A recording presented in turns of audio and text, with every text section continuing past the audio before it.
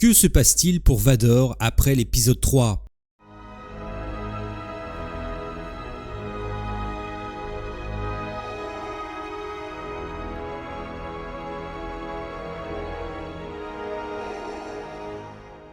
Anakin Skywalker a basculé du côté obscur.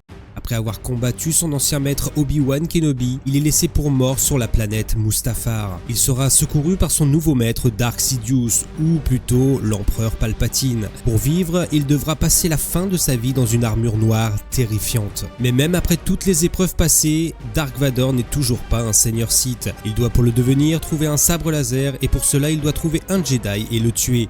Pour cette première mission, l'empereur abandonna Vador sur une planète désertique avec pour seul allié le côté obscur de la Force. Il va se frayer un chemin jusqu'à un camp de pirates et va s'emparer de l'un de leurs vaisseaux pour rejoindre un avant-poste Jedi. À l'intérieur, des clones. Le vaisseau de Vador est détecté mais Vador ne s'identifie pas. Il laissera sa colère prendre le dessus et tuera absolument tout le monde dans l'avant-poste, y compris les clones. Vador était venu chercher une base de données qui indiquait la position de tous les Jedi avant l'ordre 66. Il trouva la position du maître Jedi Kirak Infilla et plus tard retrouva sa trace sur la lune fluviale d'Aldolim. Un affrontement éclata mais Vador sous-estimait son adversaire qui vaincut Vador et le laissa pour mort. Vador puisa dans sa colère pour se relever, réparer son armure et se remettre en chasse du Jedi. Il rejoint une petite ville où s'était réfugié le Jedi. Un nouveau duel éclata mais le Jedi se défendait très bien. Vador, n'arrivant pas à bout de son adversaire, fait exploser le barrage protégeant la ville des eaux. Le Jedi tenta de sauver les habitants mais Vador profita de son inattention pour le tuer. Vador s'empare de son sabre laser et partit pour Mustafar. Là-bas, il forgera son propre sabre laser après avoir corrompu le cristal Kyber du maître Jedi d'Infilla.